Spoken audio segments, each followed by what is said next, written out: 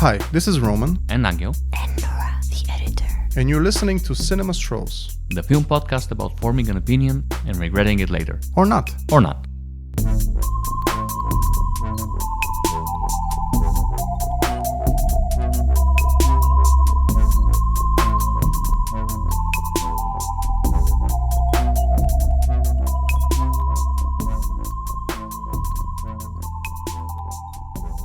So, we just watched Superman by James Gunn, the official first entry into the new DC universe, which not only is he directing this film, but he's also overseeing the whole new DC universe.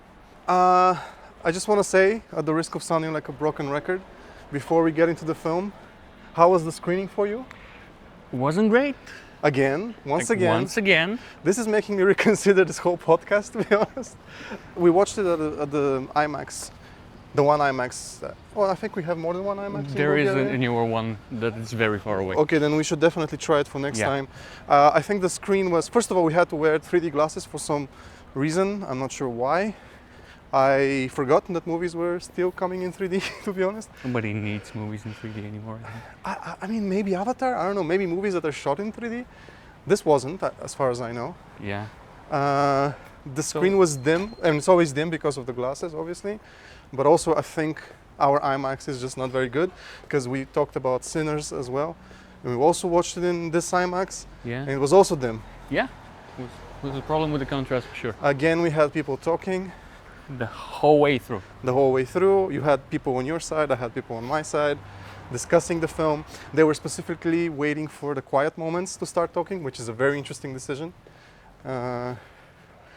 Surely not enough to ruin the movie, but it was very obnoxious. Surely when it's quiet, when people start talking on screen, that's when you actually have to pay more attention than during the action scenes, because the action scenes you can kind of space and let them play. I don't know. Also, the moment the movie ended, people stayed for to see if there's a post-credit scene. Which there is, but it's a jokey one. Yeah, it was kind of, it was a jokey one. People were disappointed. You immediately started hearing people comparing this to the Snyder versions. Yeah, we'll get into that. Oh yeah. I like this film a lot. I think it's not James Gunn's best film by any stretch, but I think it was a bit rough at the start, because what this film is trying to do, this new universe, because we've seen these origin stories so many times, this film is kind of skipping all of that. And I really respect that, because we don't need origin stories. This film is set in a world... We all know who these characters are. This film is set in a world that has had superhuman beings for 300 years. That's what the opening text says. So this is a world that is very familiar with superhuman beings. This is not a new thing for this world. Yeah. And Superman has arrived 3 years ago. And he's arrived 30 years ago, and he's been Superman for 3 years. Yeah. Everything is very much well established. I think the comic book that this is the most like aping is All-Star Superman. I'm not the biggest Grant Morrison fan, but it's similar in terms of you have this world that takes the whimsical aspects of Superman and the crazy aspects for granted, and it doesn't bother explaining anything, not just Superman. Like everything is just there, and you take it at face value. We've all seen comic book movies for like decades now. This was a comic book movie. This was a comic book. This was like Silver Age. Man, I wish, how awesome would it be if there were less comic book movies overall, if I was 10 years younger, and if this movie had come out. Oh, if I was a kid, I would have loved this. I mean, I still love it. I love it. I think I had a lot of fun with it. I don't remember the last time I've had so much fun watching a superhero movie, other than, and I'm not saying this it's as good, the first Spider-Verse is better than this. But the first Spider-Verse is better than a lot of movies. But this is just what a comic book movie should be. You know what it reminded me of? Yeah. Shazam was another... Yeah, Shazam was so lovely. Yes, it was lovely, and this is lovely as well, in a similar way. Yeah, but this is a little more bonkers, though. Yeah, it is more bonkers than the first Shazam. Never saw the second one, but... The second one, I think, is compromised, because we can get into the whole transition between universes. I know way too much about this than I should.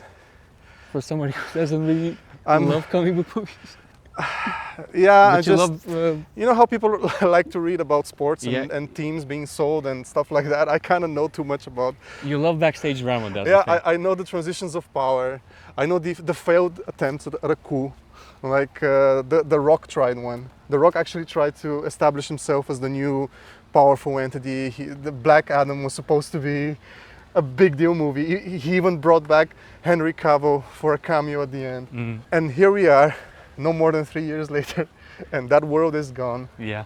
Good riddance here. Good riddance to the Zack Snyder universe. I think we need to wind back a little bit. First of all, honest to God, how do you feel about comic book movies at this point? You're 36, I'm 36. Do you have any mixed feelings about liking a comic book movie because of what comic book movies have come to represent? All I can say is I'm tired. Mm-hmm. I haven't seen a lot of them lately because I think, people were talking about superhero fatigue gonna set in any moment for 15 years. Yeah. And I think it's finally here. The moment the Marvel, the Avengers Endgame dropped, like it Yeah, felt 'cause like a culmination. It feels like a combination of like a 10 years of setup leading to those two Yeah. movies. And now they're kind of rudderless and not sure what And to do. directionless, they've stumbled Many, many times. a lot. Yeah. And I'm not even talking just about Marvel. I'm talking about the whole industry, Mm-hmm. the whole genre. There have been a few nice surprises, like Mhm. Shazam, which is like 6 years now. I don't know. Yeah, so Shazam was I think 2018 maybe. Yeah, Jesus. So I've missed a lot of them, and I mean I don't miss them at all. I don't regret not seeing most of the big budget. And if I comic watch book one, I things. usually watch it not in the cinema. Yeah, the only ones like oh no, I did see the Spider-Man No Way Home, and I did see the Into Spider-Verse, the second Beyond one? the thing, beyond the Spider-Verse. No, yeah, the first one is Into the the Spider-Verse? second one is Beyond. Yeah. Wait, was it Beyond or is Beyond the third one, the one that's coming? I don't even know. I mean, I really like the animated ones. I enjoyed the live action ones. They're kind of the third one was a bit goofy. Wait, which one? The Spider-Man, the Um, Marvel's, the MCU Spider-Man. The No Way Home one. Yeah, yeah. It's the MCU one, yeah. Yeah, yeah. The animated Spider-Verse ones, they're both lovely. The first one is better, I think, than the second one. I like the second one a lot, to be honest. I Have you it- rewatched it? I need to No. rewatch it. I only watched it the one time and I remember being a bit exhausted by it. Well, the fact that it was not revealed, it's part one of two. Rubbed a lot of people I the wrong think way. that, and they're really stalling on releasing the third one. I think, rumor has it that they're actually redoing it kind of from scratch, Oh damn! which doesn't bode well. I don't Nope. know. Sure doesn't. But I don't know. I trust in Lord and Miller. I mean, Yeah. they're not directing it; they're producers on it and sort of creative. But they haven't led us astray Yeah. so far. And someone neither else who hasn't led astray has transition. is James Gunn. Yeah. I think comic book movies exist so that James Gunn can make movies. I don't get the feeling, you know how when you, let's say, imagine someone talented makes a comic book movie and it's a great comic book movie, but you feel as though that person could be making something better. Yeah. I don't feel that with James Gunn. He's where he needs to be. Yeah, he is the original voice of comic book movies. The comic book movies auteur, I feel like. Because I don't care particularly about his earlier edgelordy stuff. The big, Neither does he, it seems. he's kind of- over it, I yeah. think. He's outgrown it. Well, the funny thing about him is that the kind of the weird paradox of James Gunn. He started out working with Troma movies, which is a company that makes the schlockiest of schlock exploitation films in America. He wrote Romeo and Juliet. Then he directed his first film, Slither, and his second film, Super, which is a take on, I guess, a little bit like Kick-Ass. It's a movie about realistic superheroes. And it goes very dark. It goes very dark. Elliot Page's face exploding dark. It's incredibly unpleasant at times. And funny how this sort of edgy filmmaker really finds his voice when he has to make heartfelt things. Yeah. He's super good at emotional gut punches and sort of tonal shifts, Mm-hmm. There's one tonal shift in this film that I want to discuss later on because he might have gone too far for me, but we'll get into it. I think the I'm gonna say something maybe a bit overhyped. I think the MCU is worth existing so that the 3 Guardians of the Galaxy movies could come out. Oh yeah, I agree. I think those are the best Marvel things by far. By far. They are not conventional superhero movies. They're basically space opera, but funny space opera. And in a world where kind of Star Wars has kind of lost its appeal, I think, or gotten a little too, not like very much oversaturated. I think Guardians is like the new Star Wars almost. I can imagine kids being as influenced by Guardians than kids were back in the 70s from Star Wars. Guardians is a very good series of films about a found family of miscasts, of damaged people. And he does damage people very well, I think. Yeah. So, I mean, saying that he's an auteur, he has themes that he goes back to yes. again and again.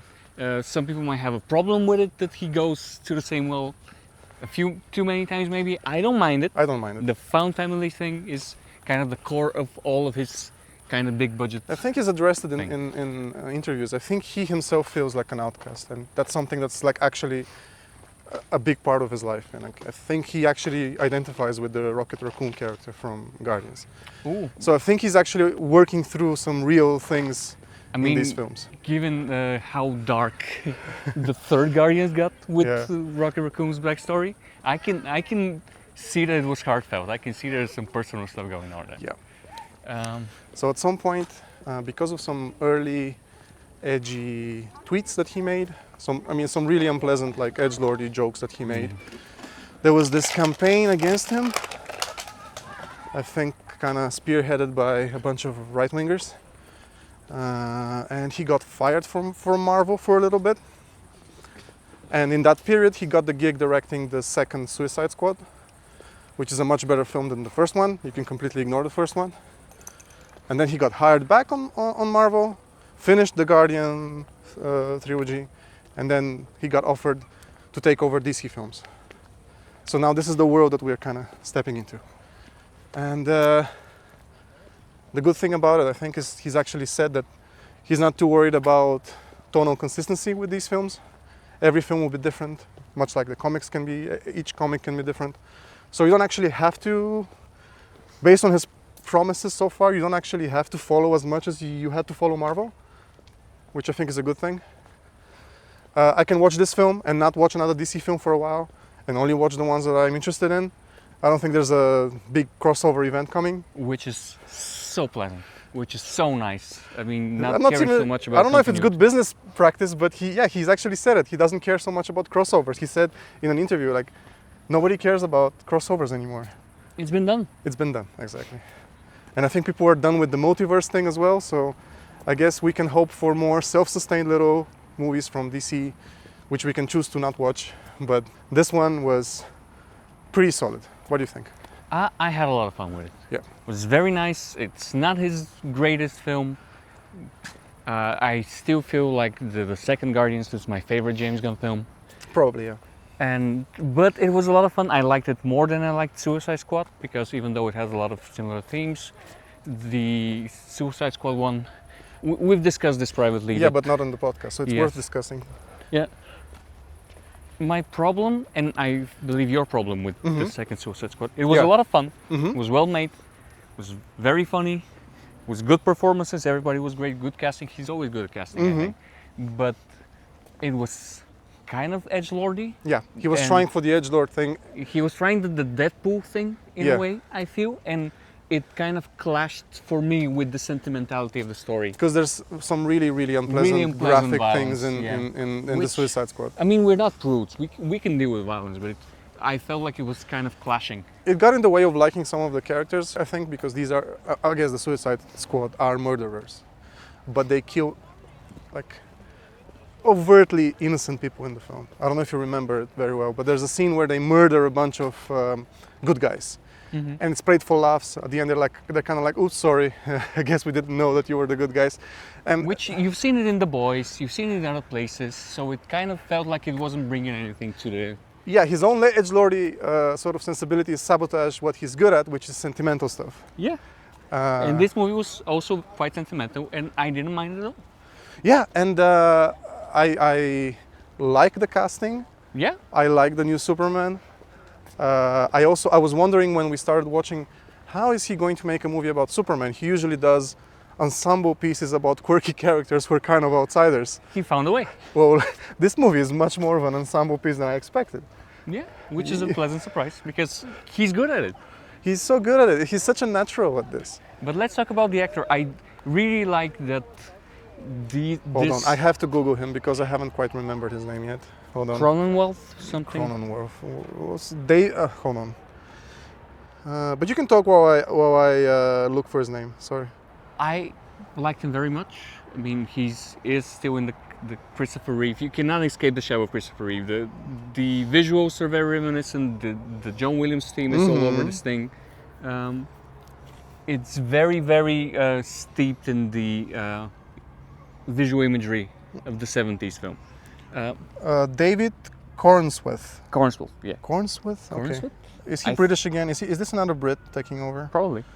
Like, he was very nice, he was very charming, and he was a complete dork, which I really appreciate. no, he's actually all American. Oh, an all-American boy. Good of him. I like that he was dorky. I mean, a lot of people have a problem with, I don't know who was the guy who said that Superman is very boring because he's a Boy Scout, he's a very good knight, and you don't have any conflicts.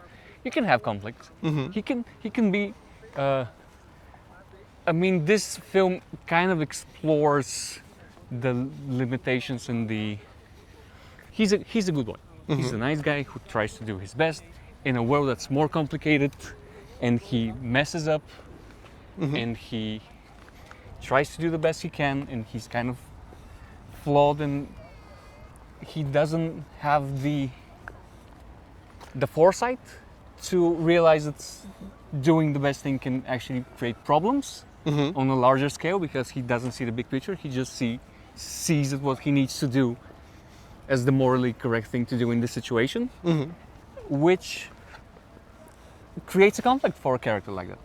He's not a character without conflict just because he's invincible. Yeah. I mean, he's certainly not invincible here. We'll get to, Yeah, he to actually it later. gets beaten up quite a bit in He this gets film. beaten up a lot in this This film. is the most beaten up we'll ever see Superman, I think. I think so, and I'm sure it's intentional. Yeah. But it's most about more about the philosophy of the character. Yeah. He's a nice guy in a complicated world, and that creates a lot of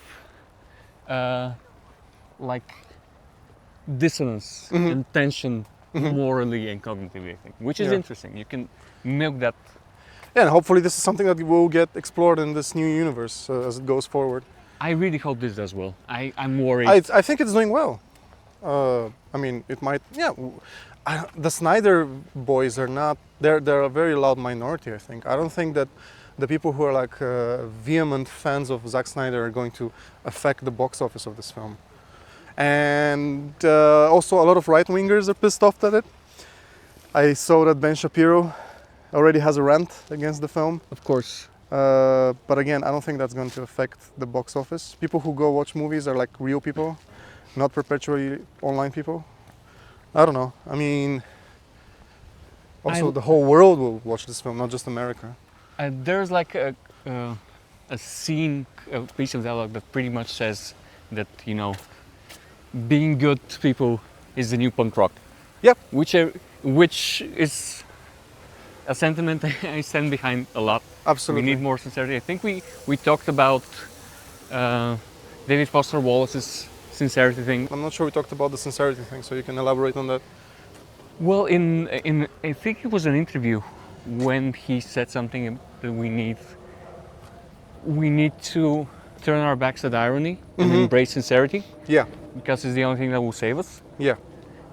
And this is a sentiment I really stand behind, and I really feel with my heart. This is the reason why I love, for example, BoJack Horseman, which explores this And it's the reason why we stopped loving stuff like, let's say, Rick and Morty, for example. Yeah. Yeah, I agree. But yeah, carry on. So I feel like I really want something that has this sincerity, childlike naivety. Especially in your comic book movie. Yeah, especially in your comic book. I love that this is more of a Silver Age thing. You have the flying dog. You have cameos from very silly characters. It doesn't bother explaining. It will be the same if you just picked up a comic book from Exactly. the This feels like a movie like a universe that's been going on for a long time. Yes, and I love this. I love this. You just dropped in. You don't need to establish those characters. You get everything you need from a text scroll because you already know everything you need to know. I guess this is not a movie that you could have made as a first superhero movie. Like this couldn't be the world's first superhero movie. This is very much an answer to all the superhero movies. It would not have been done like that like 15 years ago for sure. Yeah. But now it's not 15 years ago. Yeah, so movies are not made in a vacuum. You don't need to see an origin story again and again and again and again. We know the previous films. We've seen them. So it's wonderful that this feels like a piece of a larger saga that you just haven't seen the previous parts yet. But it doesn't matter. Need to. I love that this is kind of naive and sentimental and kind of corny. It has a lot of heart.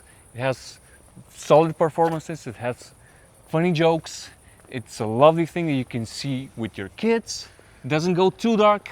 It gets dark at some points, but yeah, it's I not guess you too can watch much. it. I mean, I watched way darker stuff with my father. So Guardians 3 is darker than this for sure. Oh yeah, absolutely. So we'll get to that, I guess. But I feel like a 10, 11-year-old would feel right at home with this and we'll have a lot of fun. I agree with a caveat. There's one thing that Luthor does in the film. Oh yeah, that gets dark. How do you feel about it? I'm just gonna give a slight spoiler. Luthor murders someone. Yeah. And the choice of target is also important. Yeah, it's very much. I see why people like Benny Shaps get... Yeah, well, fuck that guy, so... Yeah. Well, this is a very pro-immigrant film. I mean, Superman is an immigrant. They say the word immigrant a lot. They say the word alien, but obviously it comes with like all the meanings of the word alien. Not just alien from outer space, but alien from outside America. And also very multicultural cast. Yeah. There's a lot of inclusivity in this film, which is gonna piss off all the right people. Awesome. So fuck them. Good. Yeah. So yeah, about this scene. He is... We gotta talk about Nicolas Hoult as Lex Luthor. The first time a filmmaker doesn't think, I mean, I'm quoting someone else now. I think Movie Bob said this in his review. Like, this is, I think, the first time where you can notice a director actively disliking Lex Luthor. Yeah. This is not supposed to be in any way a cool character. Like, this is not a character who has He's irredeemable. He doesn't have some interesting points. He's not played for charm, like, let's say, Gene Hackman. This is a guy who's unpleasant. It's unpleasant to be in the room with this guy. Yes. He's a monster. He's established as a monster. I wasn't sure about Nicolas Hoult when I first saw him in the trailers or something. I think he does pretty well. Lex Luthor is very obviously, Elon Musk, of course, coded, especially with the TVSI with James Gunn's brother, which is very on point. This is very topical. This is very it's targeted. Surprisingly topical. There's I don't want to spoil that particular scene, but there's one TV interview at the end of the film where a character says something about Lex Luthor, and it could easily be said about Elon Musk right now, or any of the but particularly Elon Musk, because Elon Musk has kind of fallen out of favor with everyone. Yeah.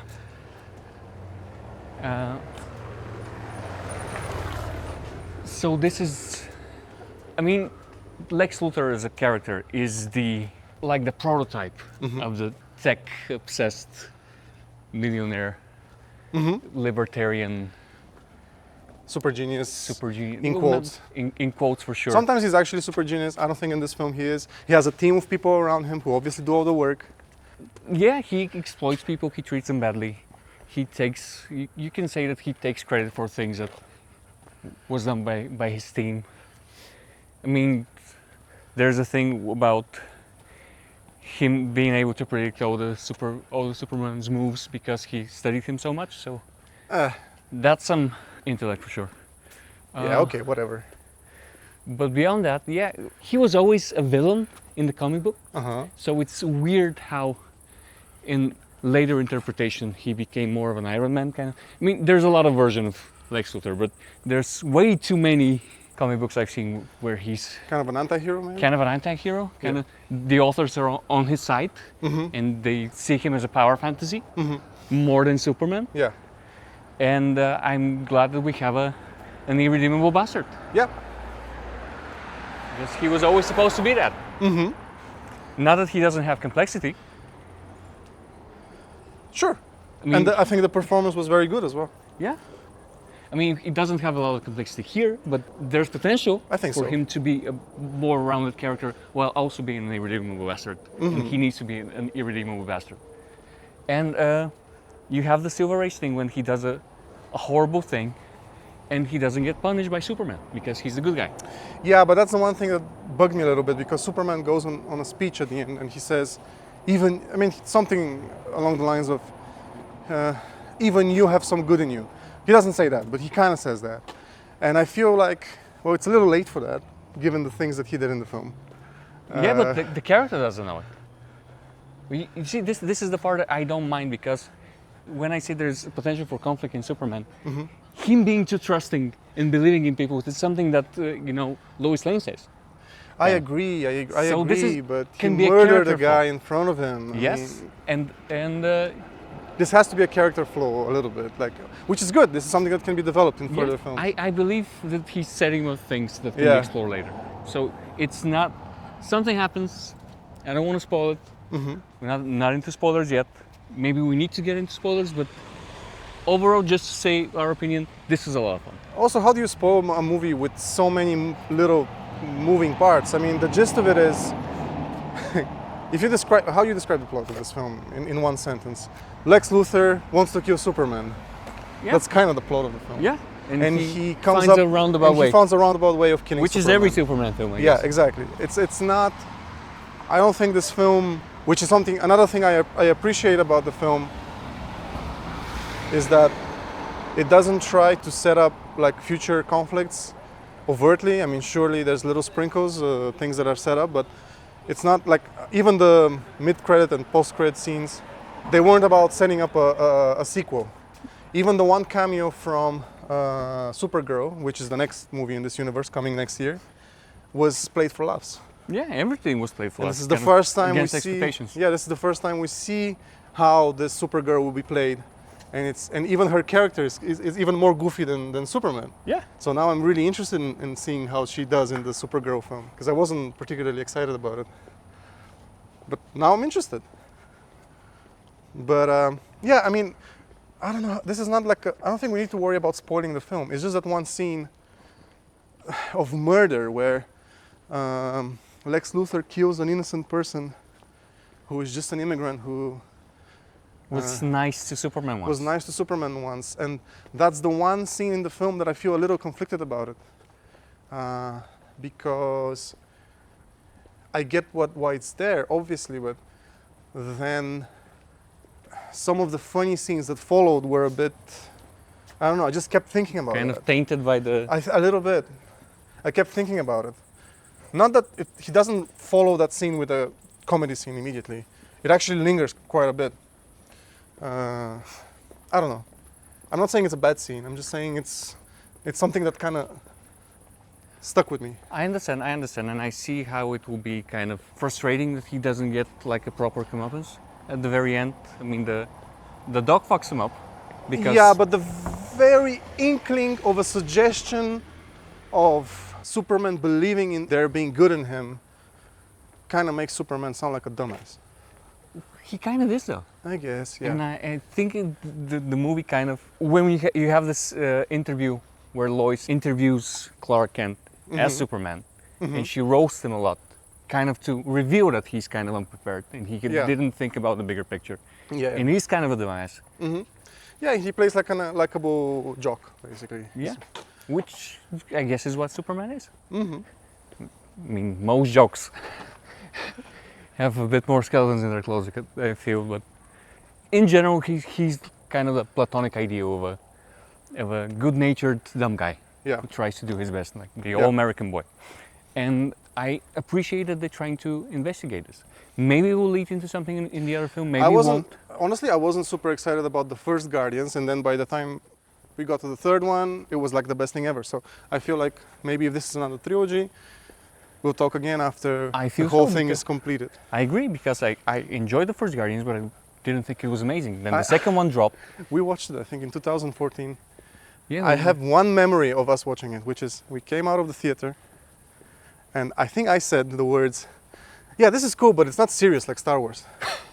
And man, do I look back on that sentence thinking how times have changed, because I could not care less about a Star Wars film right now. And I could literally watch like Guardians on repeat, especially the second one. I don't know, James Gunn is like a talented guy. I'm happy that he I like that he's even making this film at this budget level. He has complete creative freedom. let the guy cook. But I really appreciate that he started from horror, because you can always feel it in his films. Yeah. He knows how to create tension. He knows how to, emotional whiplash, how to deliver that, how to do a rug pull, how to disturb you for a second, so then he can build you up again. Yeah. There are some, the stuff with the invasion of the other country, when you see the poor villagers. That kind of against the hit me a tanks. little bit as well. I thought it was kind of too goofy, honestly, the way it was shot, but it works for a Superman film. It belongs here. Everything that is here, I feel like we it said, belongs this is here. a superhero movie, and this is how. This is a comic book movie. That's what I mean, a comic book movie, and this is what comic book movies. Not should be, because you can do whatever you want. You can do whatever you want, but this is But this works as a comic book movie. absolutely. I think the days of the gritty, realistic thing are. They've been over for a while, but also the Marvel thing doesn't work for me most of the time, because it's a little too visionless. Too bland, Too bland. predictable, too safe. And this is out there. Yeah. And I love that it's out there. And I And love if that he they let him gives do the it. same degree of freedom to all the other directors that end up working for DC, it might be interesting. I hope so. Obviously, this is a sort of a dream scenario. What will most likely happen is that if he goes too far, if he pushes too far, he'll get replaced, because he's still working under Dave Zaslav. He's still working for Warner Brothers. He seems to be good at getting what he wants in environments where you wouldn't think a guy could have creative freedom. Like, he seems to be the Marvel director who got the most creative freedom. Now he seems to be having complete creative freedom under Warner Brothers. I really hope that this performs as well as they were hoping for. Because, David Zaslav he's a Lex Luthor type of guy. He's a supervillain. He's a destroyer of culture. How does James Gunn walk into a room and talk to that guy? He must be such a good people person. James Gunn must be amazing at buttering people up. And I good guess for him. What else? Obviously, if you don't like comic book movies, if it's not your thing, then I don't think you're going to get much out of this film. We can say a few things about the casting, I think. I really like Rachel Brosnahan. I've seen most of Marvel's Mrs. Maisel. She's pretty good here. Okay. She's great in the show. She's great here. They have chemistry, I feel. Yeah, also shout outs to the guy who plays not Mr. Terrific? Terrific or Mr. Terrific. Let me find him. His name is Eddie Gathegi, as Mr. Terrific, and also Nathan Fillion as Guy Gardner, one of the Green Lanterns. Green Lanterns. He's also very funny. Where have I seen this guy? He's so good, Eddie Gathegi. He's almost one of the leads. Yeah, which is great. He's in For All Mankind, which I haven't seen, but I heard great things about. I'm sure I've seen him somewhere. I just cannot remember. But he's great. I really like his character. He's very charismatic. He has some very good line deliveries. It's a generally very sharply and very efficiently written movie. If there's a criticism about the writing, I feel like there's a few of the lore dumps are a bit on the nose. Yeah. Characters do say a few things that they would already know. I noticed that a few times. Yeah. But, first movie in the series, first movie establishing a universe, I can let that one slide. Also, shout out to Zlatko Buric, who plays a president of Russia/Serbia coded Yugoslavian kind of. Yugoslavia kind of country. Jesus. And you might have seen him in the early Nicholas Winding Refn films. And I'm happy that he's getting... I mean, every once in a while you see him pop up in a major film, and it's nice to see him. He's actually a very good actor. He's actually the lead of Pusher 3. Oh, damn. He's actually the main character. Damn. And it's the darkest of the Pusher movies, and he's a very good actor. And he's great here. He's, I mean, more of a comic relief character. For sure. He's very comedic, and he's very fun to watch. And them dropping lines in Serbian. That was Got funny. a big laugh. Yeah. You got a specific laugh. Yeah. By the way, I got a shout out. James Gunn is a friend of our people. So the first few things from this new universe are this film, the second season of Peacemaker, which even though the first one is set in the previous universe, but the next season is set in this universe, and also something called Creature Commandos, which he wrote every episode. And Creature Commandos has a special country that's basically Bulgaria. People talking in Bulgarian, and you got Maria Bakalova and Julian Kostov playing characters there.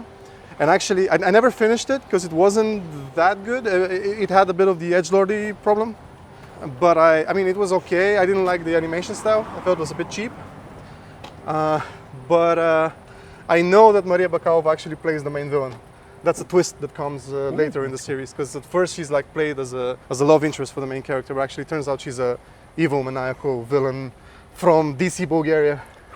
So I'm happy for the representation that James Gunn is giving our people. That's what we deserve, pretty much. She also plays the voice of Cosmo the dog in The Last Guardians. I love that he's very loyal. He's very loyal to his actors. Yeah. Yeah, he always finds a way to get an insight, even for a cameo, just for a little bit. Yeah. Always give him some exposure, give him some work. Once you're in James Gunn world, you get parts. Yeah. I remember Danielle Melchior, which was in the Suicide Squad, the Rat Girl. Then she was in... Melchior, I think, or Melchior. Melchior, I think it would be. Melchior? Okay. Yeah, she's Portuguese. She came out of nowhere. I think she used to be a model. She's appeared in a few Portuguese telenovelas. And then she acted in... She kind of stole the show a little bit in Suicide Squad. She absolutely did. I think she was my favorite character. And then she had a little cameo in Guardians 3. Yeah, which was very sweet. And I hope to see her sure, again in the Gunverse. She's Gunverse. gonna show up in the Gunverse. And of course you have Adam Tudyk. I'm pretty sure he's worked with Nathan Fillion before. Well, Nathan Fillion appears in Guardians 3. Yes. For sure. And maybe he's appeared in other things before. And you have the Pom Clemente. She does a voice in this one. Does a voice. Alan I think Tudyk does a voice. Michael Rooker also does a voice. I think so. Yeah. You got a major cameo is Bradley Cooper. Bradley Cooper. He plays the biological father of Jor-El, yeah. I think. The movie actually does a little twist with those characters. Yeah. Because it turns out that they're kind of villainous? Question mark. Yeah. It is revealed that they kind of sent Superman to Earth with the expectation that he's gonna take over. But he didn't know that. He didn't know that, exactly. I wonder how this will play out going forward in the future installments of this franchise, because you get other Kryptonians that are going to come in. I wonder if Krypton will turn out to be like an evil place. I don't know. Maybe. I mean, it's kind of colonially, it seems. Yeah. He's setting this up for the future, I feel, which is cool. Marvel has done it before as well, in the third Thor, and kind of in the Black Panther as well. Things that you take for granted end up turning out to be not as good as you think. Yeah. The perfect world you think you're fighting for is not so perfect and more morally complicated and dark. And I feel like this setting up this for later, and I appreciate it. I always like to see this in movies if it's done correctly. What else? What else other than to say that this is a great comic book movie? I mean, we can talk about nerdy stuff, like we can talk about the Snyderverse and how much it sucked. I don't know. I did feel like... We can pour one out for the You can mention the Rick and Morty thing. Yes, so basically, so Zack Snyder, and I don't think this is his fault necessarily, has an army of super fans who are mostly, I think, stupid right-wingers. I think that's Well, not all of them. or at least not. I'm sure not all of them will be None of aware them- that they are. Yeah, not all of them also even are intelligent enough to have an ideology, but I do feel like for some reason, like Zack Snyder is very big in like amongst film bros. Well, I mean, he's openly libertarian. I mean, everything I've heard about. Let me say a few things about Zack Snyder. Go ahead. I am not a fan of Zack Snyder. Me neither. I watched Watchmen. Shortly after I read the which will influence anybody, I think. I read the graphic novel, loved it, been a huge Alan Moore fan ever since. Watched it when I heard there was a movie like that. I saw the trailer, it looked great. Then I watched the actual film and I hated it so much I decided I'm never gonna watch a Zack Snyder film again. I've seen a few afterwards, but I really dislike it. We watched the Justice League that made it to theaters, which Yeah. is not really his film. It was Yeah. mostly done by Joss Whedon. Yeah, pretty much everyone says that when they actually released the Snyder Cut, it was a better film. Than the one that made it to theaters. Yeah. Yes, I can believe absolutely. it. I have no interest It's a in it. 4-hour movie. This is not a very popular opinion, but I think out of all the films that he made in the DC universe, I think the Justice League is like by far his best work, but also it's 4 hours, and I don't think, like if you have a sane mind, you don't need to do that to yourself. But yeah, once you sit through it, and you imagine like cutting maybe an hour and a half from it, yeah, it's his best DC movie for sure. I hate Batman versus Superman. I haven't seen Batman vs Superman, but I did see a fan edit of Batman v Superman. Did you like it? Which was okay, but I know it removed like half of the bullshit everybody hated. Okay, well, fair. Okay, but was it good or was it okay? It was fine. I didn't hate it, I knew that I was witnessing history when we got to the Martha scene. of course. I actually knew. Like I knew, okay, I'm gonna walk out of this theater, And the world and in will not be the same. in a few days, people will be talking about this. Like I knew that this was The going to birth be of a meme. yeah, and I was kind of crying, laughing when that happened, because I kind of get where they were coming from, but it's such a misjudged scene. It's one of the most historically, like it's an historical scene, I think. I agree. I agree. It's a turning point in many ways. But what I want to say about Zack Snyder is, I know that he's a nice guy. Everybody says he's very professional. He's very courteous. Sure. He's very pleasant to be And around. he's not his fans. He's not. And he's not his fans. Yeah. But also he is openly libertarian. He wanted to. Do He's a wanted to make Fountainhead. a Fountainhead film, and he's an Ayn Rand fanboy, and he's very open about it. I'm not surprised that this is the type of people who kind of flock around his Yeah. worldview. His kind of edgelordy Superman killing people. His take on superheroes is very unquestioning. It's very like, yeah, these are super people. These are like modern legends, modern myths, I guess. Yeah, it's the Ayn Rand thing of just let the special people do whatever the fuck they want. Well, you know who else is a libertarian? It's Brad Bird. I mean, you got a few filmmakers like that. Yeah. That Well, Brad Bird, he mostly did like fun little kid movies. fun little kid movies, so it's not so in your face. I guess Tomorrowland is. I never saw Tomorrowland, but you can be whatever you want.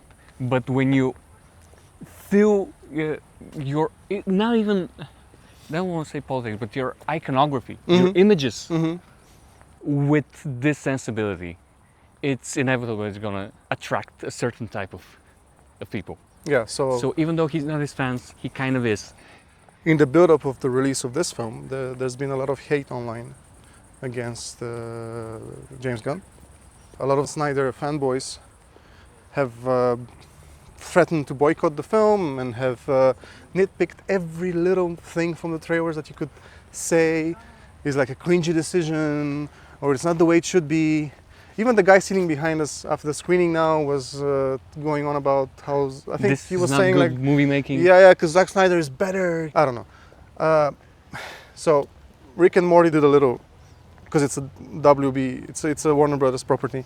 They did a little jokey. So I think it's damage control a little bit. Although it's an episode where James Gunn as himself plays the bad guy. And there's a scene where James Gunn and Zack Snyder meet. And the whole scene is there to show you that they get along and that they're both kind of nice to each other.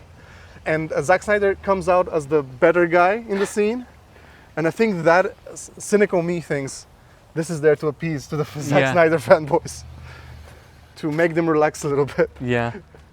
Please don't send James Gunn death threats because you don't like that he's actually trying to make a comic book movie as opposed to an epic Greek tragedy using comic book characters or whatever Zack Snyder is going for. But seriously, what is your opinion of Zack Snyder as a director? We cannot not bring Zack Snyder into this, unfortunately. Well, he has a visual style that I think it's very specific in that sense. You can say that much like Michael Bay, you can call him an auteur. He has a vision. I think he uses his vision in the service of creating images that can very easily be fascistic, I think.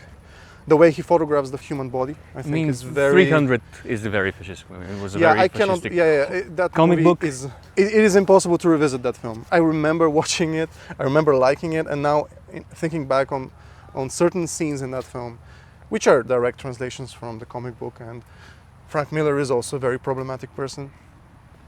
That thing is racist as hell. Yeah. And also being fascistic. And also homophobic. And you kind of... But also very homoerotic. Yeah, that's the thing about Nazis, I guess, and this sort of fascination with the male body. Like, Yeah, quite the often uniforms these things are very homoerotic.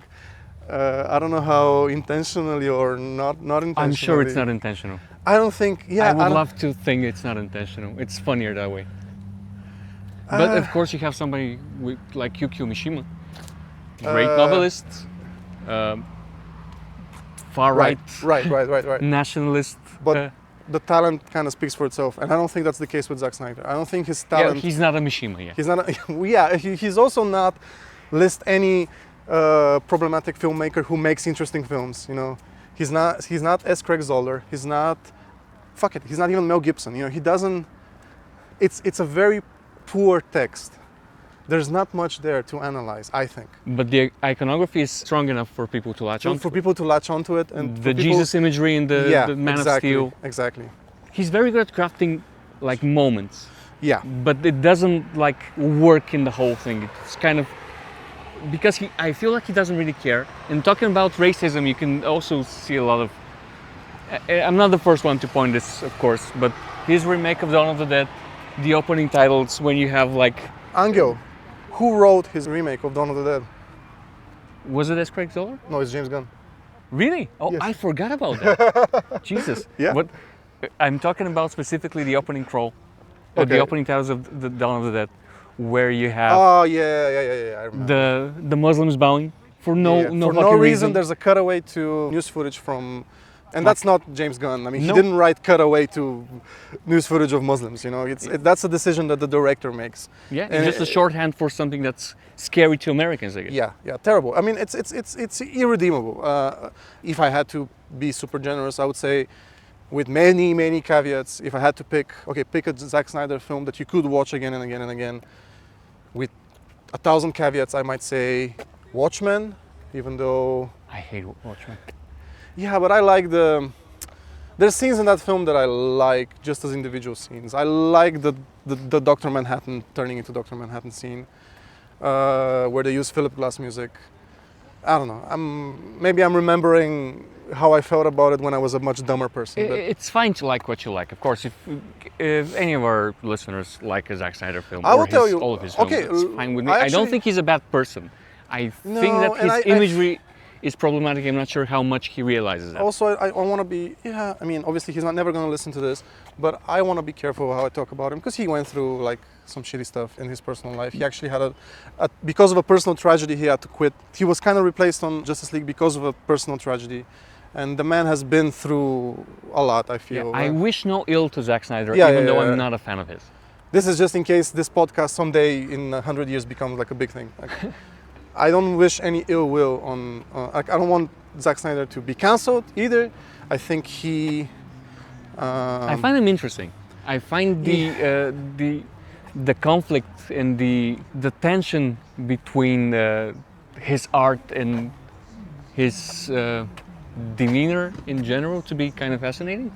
Sure, yeah, that's true. He Because doesn't he's talk like- like the guy he doesn't, because other right-wing filmmakers, when they talk, you can kind of see the bigotry It's right there under the surface, you know.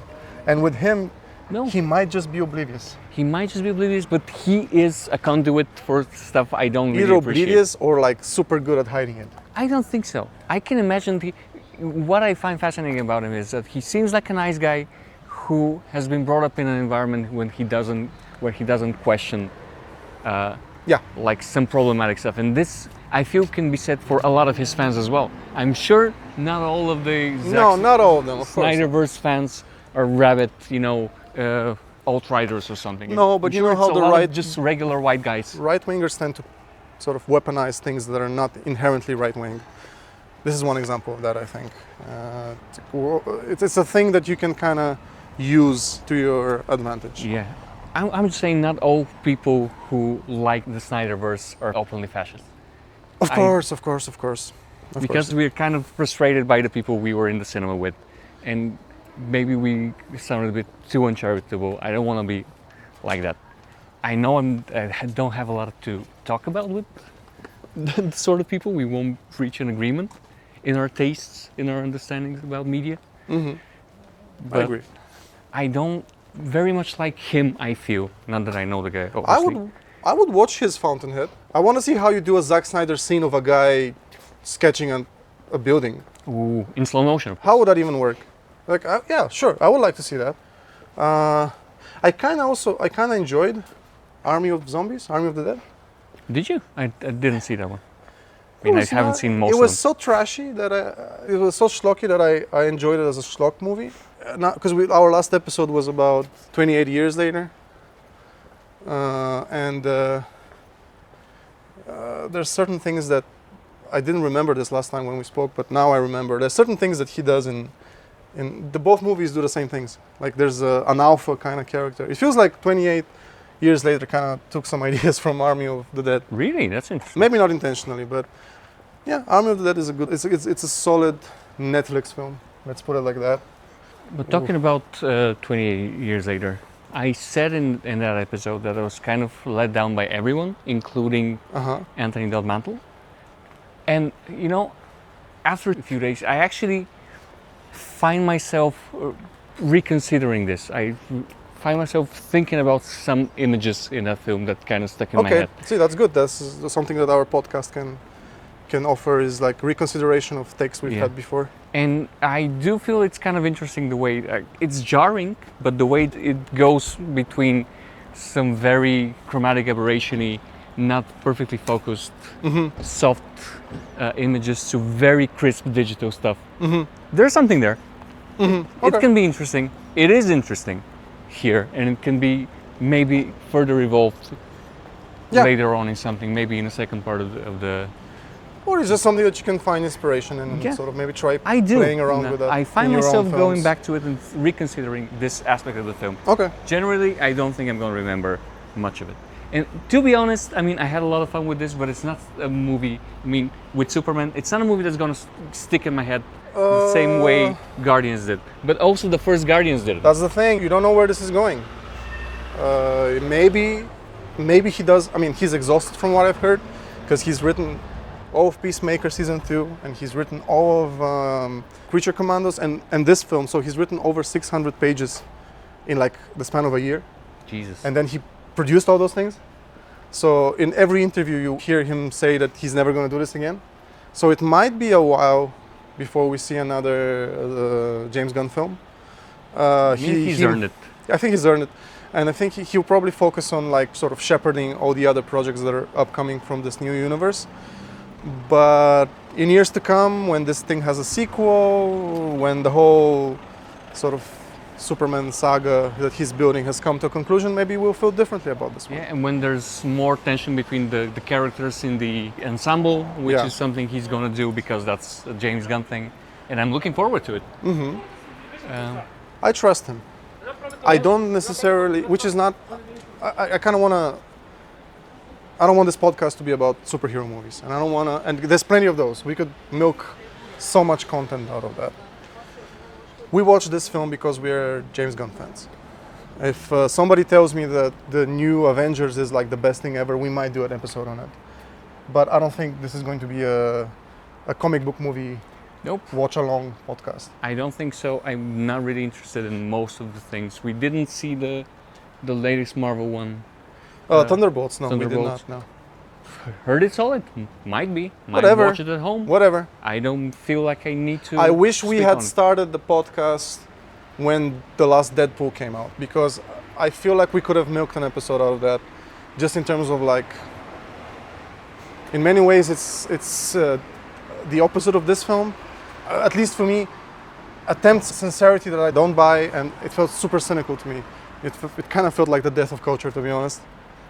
It's not a film that I remember fondly. But yeah, I mean, superhero movies are. There's too many of them. I think we can agree on that. I want to say something about Deadpool. Yeah. Because I think it says something about us as viewers and what we gravitate towards. Because we did like the second Deadpool a lot, I feel.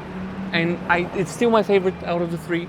The first one was fun, but it's nobody else's favorite Deadpool, but it's for me as Exactly. well. Yeah. Because it was very sincere, very kind of James Gunnish into the found family thing. True. With the orphan boy. Yeah. And their kind of straight but loving relationship Yeah. between him and Deadpool. And the fourth wall breaking. And the fourth wall breaking, kind of looking at the camera thing, was almost incidental. It was just like a nice little element, but it wasn't. A lot less of it. And a lot less of more it. sincerity in just trying to explore the characters. I agree. And I feel like people didn't love it. They didn't resonate with it. Yeah. This is a reason I kind of worry about this one.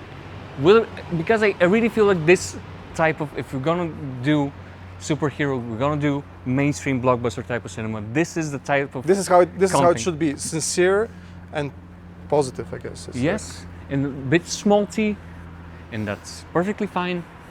And wearing its heart on its sleeve, wearing its politics on its sleeve. No cynicism, no irony. And I feel like this is the right direction. I hope viewers actually resonate with it, I hope it so can too. stick around. But also, let's never forget that this is still the property of a mega corporation, and in the end, there's only so much a film like this can do to push against like all the things we hate in life, you know. Yeah. What was it? I'm gonna be a very obnoxious leftist here, but you know the phrase, the master's tools will never dismantle the master's house. Exactly. Warner Brothers is the masters. James Gunn can only do so much. The moment David Zaslav feels like it's time to go full Trump, I can see him flip the switch. I don't trust people like him. It wouldn't be James Gunn's fault. It would be his overlord's fault, you know. But for what it is, this film was very good. It's a good kids film. It's a good superhero film. It's a good comic book film. Really, what more can you ask? It's Out of not life-changing. out of a Superman movie, Yeah. really not much. It's not life-changing. It doesn't need to be.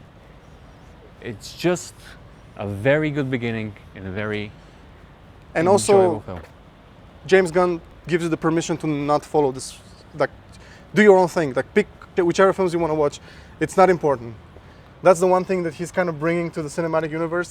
He's kind of saying in interviews that it's not important to follow these things. He's not necessarily setting up the big crossover event in years to come. Apparently, Clayface will be an R-rated body horror thing. Apparently, Mike Flanagan's writing it, right? Mike Flanagan was even supposed to direct it, but I guess they had some kind of disagreement, but he still wrote it. The one coming next year is Supergirl, which I would imagine is more along these lines. Yeah, she's a kind of a silly character, kind of a drunken party girl. At some point in the future, we're getting a Batman one, and I don't mean the Matt Reeves Batman series. I mean That's Batman. a separate one that's going to continue. Yeah, because he's actually said also some of these films are not even going to be in the same continuity. Going forward, the Matt Reeves Batman will be under Elseworlds imprint, kind of like how in comic books. Kind of vertigo thing, yeah. Okay. Yeah. Although I do think that there's only so many Batman that you can sort of sustain. We have reached peak Batman, I feel. Like, I don't need any more Well, Batman. if there's someone who can make it work, it might be James Gunn. I would actually like to see, even if he only just writes it, I want to see the Batman in this universe. I'm curious how that would work. I need to be honest, I will be very interesting to see that, because there's no way for him not to make Batman like an outright fascist, right? Because Batman is a very fascistic Either that or character. you play up him maybe inheriting an empire from his parents but also not liking it. Like maybe you play up him using, he's actually himself trying to use the tools of the oppressor and then having to cope with the fact that he cannot escape his own privilege. I don't know, that's something that you could do. Every time we talk about Batman, we end up, I feel like, coming up with better Batman ideas than most of the films out there. Batman is and not because we're great writers or anything, just because most of them are very like incurious. True. I mean, Batman is the superhero. So you will never get rid of Batman. Until we die, there's going to be Batman. A million Batman until we die. Batman. Batman. And what else? Luca Guadagnino was supposed to make one, but apparently he pulled out. He was supposed to make one based on an obscure character called, what was it? Sergeant Rock, who's like a G.I. Joe kind of super soldier from Second World War. And it was supposed to be a period piece. Okay. Not a character I've heard about. The guy who wrote Challenges wrote the script. But so interesting. So but Luca pulled out. And honestly, I don't need Luca Guadagnino to make superhero movies. I mean, if he does something like Balls and All, I mean, he goes all the way Luca. Okay, maybe. Might be interesting. It might be interesting, but I don't need any more. Any other filmmakers to prove themselves as directors of comic book movies. We have James Gunn. James Gunn, please direct every single superhero movie. Actually, we need less superhero movies. In general, yeah. In general. And when we need some, we can give it to James Gunn. Yeah. Also, Guardians of the Galaxy are technically not superhero movies. Yeah, space opera. Which is why I think you can kind of watch them and disregard the rest of the Marvel universe. I cried so much when we watched the third Guardians of the Galaxy. He's good. He's good at getting an emotion out of people. It can be a bit manipulative, maybe, especially with the third one. Mm-hmm. Like, for whatever reason, really reminded me of Pig in the City. Yeah. Because that was a movie that really traumatized me as a kid. Yeah, but he's coming from a sincere place. Yes, and that's why it works. I know that he's a big fan of animals. Yeah. The dog in this film is actually apparently based on his own personal dog. Oh, I didn't know that. That's so cute. Yeah. He's very... there's a lot of dogs in his films lately. Yeah. And he's... How should I put it? There is violence against animals. But, not too much. Also, always CGI. always shocking. He also Yeah. CGI animals. Yeah, I mean, he doesn't use any animal actors. But he knows it's shocking. He wants to make you feel uncomfortable. Yeah. When he shows you that.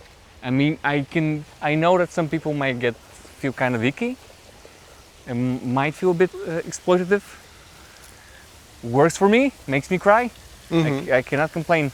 But I can imagine somebody having a problem with that, so that's why I kind of wanted to mention it. Also, if you don't like sappy movies, if you don't like sentimental films, if you're a monster, if you don't have a heart. No. If you look, I mean, would you make an argument for James Gunn to like your professor from film school? I mean, there's certain people that are not gonna vibe with this film, you know. Yeah. But if you like comic book films, this one, for us, is a gold standard of what comic book movies should be. And that is a good way to close it, I think. I think so, yeah.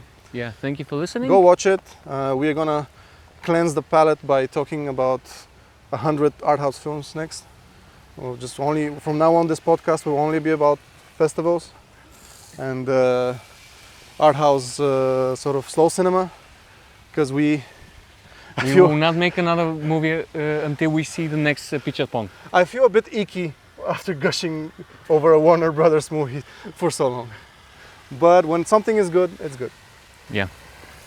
So, bye and until next time. Bye. Cool. Cinema Strolls is an independent podcast brought to you by Hot Potato Studio. Hosted by me, Roman Pessarov. And me, Angel Radev. Production, graphic design and editing by me, Noura Al Kadri. Music by Angel Radev. You can find us everywhere at Cinema Strolls. Follow us on Instagram and support us on Patreon and Ko-fi. Listen to us on Spotify, Apple Podcasts, and YouTube. Make sure to rate us, it really helps our show.